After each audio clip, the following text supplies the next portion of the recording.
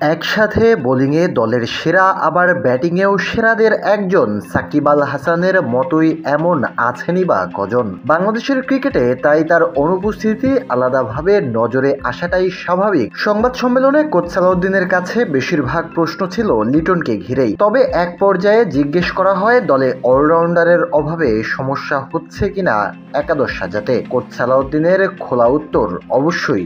শুধু যে সমস্যা হচ্ছে ব্যাপারটি এমন নয়।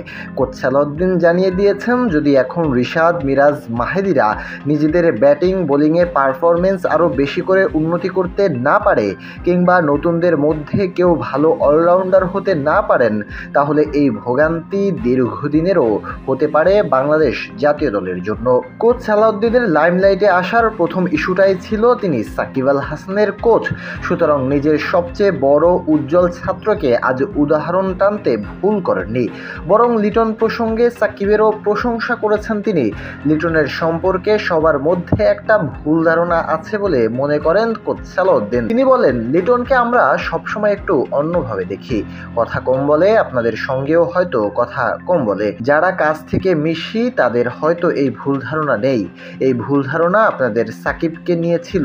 তাদেরকে দেখে মনে হবে যে অনেক কিছু তারা ঠিক মতো করে না, কিন্তু একজন টিম লিডার হিসেবে তারা যতটুকু করার তার থেকেও বেশি করে। অবশ্য এদিন লিটন বন্দনায় বেশি সময় কেটেছে এই দেশি কোচের। সালাউদ্দিন বলেন, বাংলাদেশি দলের অধিনায়ক মানে পুরো দেশেরই অধিনায়ক।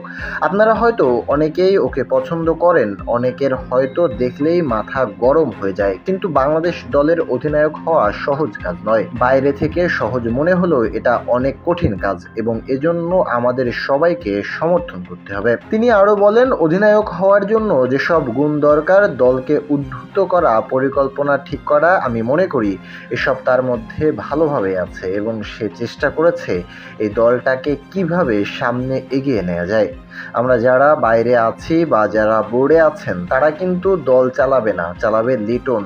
আমরা যারা বাইরে আছি তারা সবাই সহযোগী, তাই তাকে সেই স্বাধীনতা দিলে আমার মনে হয় সে ভালো করবে। লিটনের পাশে থাকার জন্য সবাইকে পরামর্শ দিয়ে সালাউদ্দিন আরো বলেন, একজন নেতা কিন্তু বানানো যায় না, এটা সহজাত প্রবৃত্তি। সবাই নেতা হতে পারে না। অধিনায়কত্ব যখন কেউ করে তখন সে পুরো বাংলাদেশের প্রতিনিধিত্ব করে, তার উপর অনেক চাপ থাকে, তাকে সেই সমর্থনটা দেওয়া আমাদের নৈতিক দায়িত্ব। যারা মনে করেন বাংলাদেশ দলের নেতৃত্ব দেওয়া সহজ, তারা ভুলের রাজ্যে আছেন। সাকিব নেই এমন এক দলে জায়গা হয়নি বিপিএল এর সেরা খেলোয়াড় মিরাজেরও। এই প্রসঙ্গে কোচ সালাউদ্দিন গণমাধ্যমে বলেন, মিরাজ যদি খেলতো সেটা আমাদের জন্য ভালো হতো। ও বিপিএল এ দারুণ খেলেছে, কিন্তু কিছু কম্বিনেশনের কারণে আপনাকে কখনো কখনো সেরা খেলোয়াড়কেও বাইরে রাখতে হয়।